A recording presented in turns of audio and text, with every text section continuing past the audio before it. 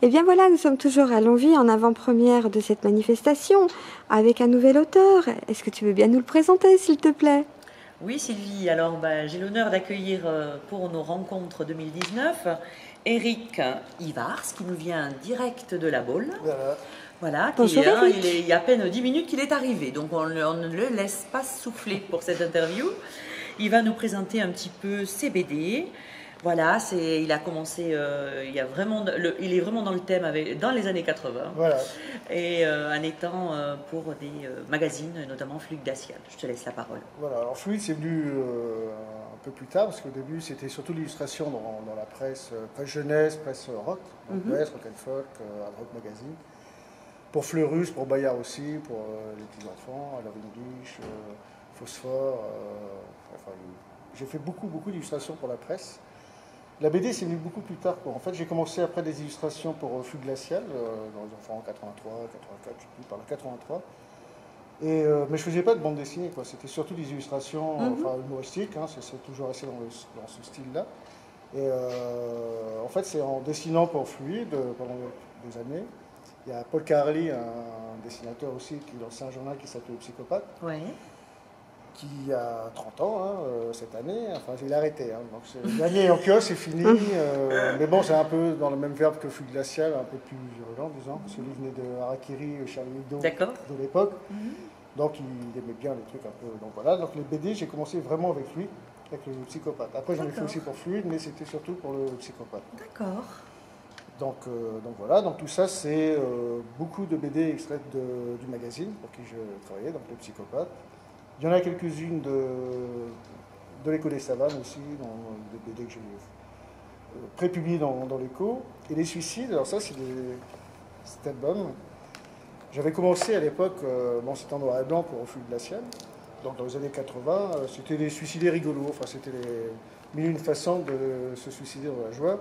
Donc c'est à offrir aux dépressifs joyeux. Donc c'est vraiment, mais c'est pour rire, hein, faut pas prendre ça pour se fringuer, sinon ça risque de faire mal. Et puis le thème et tout, c'était marrant, j'étais parti à faire ces trucs-là, et Carly, ça lui plaisait, quoi. Il m'a dit, bah, pourquoi tu ferais pas ça pour le Psychopathe? Donc j'en passais 4-5 sur une page. Et bon, après j'ai mis en couleur pour que ce soit un peu plus d'actualité, enfin bon, voilà. Et puis, bah, en fait, les gens me connaissent davantage avec celui-là, quoi, enfin, avec ces dessins-là, parce que je les ai fait pendant 25 ans, quoi. J'ai arrêté après, mais je ne suis pas dépressif, j'ai rien contre moi, tout va bien. Et celui-là, c'est justement des dessins que j'avais... Bon, j'en ai beaucoup, parce que j'en ai fait pas mal dans la presse. Hein, donc c'est des illustrations prépubliées pareil dans Fluide, Psychopathe, l'Écho des Savanes, 30 millions d'amis pour qui je travaille aussi. Donc voilà, c'est un petit recueil de dessins, parce que les gens me connaissaient aussi avec ces dessins. Et celui-là, enfin normalement, le dernier, c'est celui-là. Tout fout le camp, donc c'est pareil, ça reste dans le thème, pas dépressif, mais limite. Enfin non, c'est pour rigoler, hein, mais bon, moi c'est plus BD adulte. D'accord. J'en ai fait aussi j'ai travaillé pour Pif, pour Mickey. Donc j'ai les albums, mais là j'ai pas tout pris, parce que je peux pas tout prendre.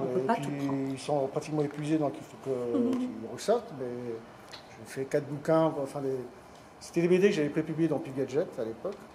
Donc il y a...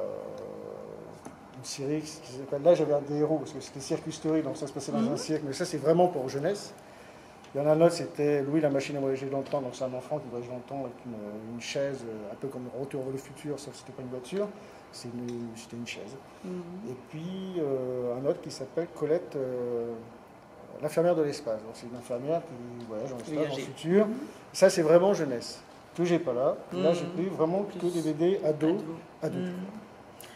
Je dois dire que Eric, c'est la première fois qu'il vient découvrir nos rencontres à Longwy, donc on est très heureux de l'accueillir. Et je suis sûre qu'il reviendra. Ah bah. Et ben moi, parti.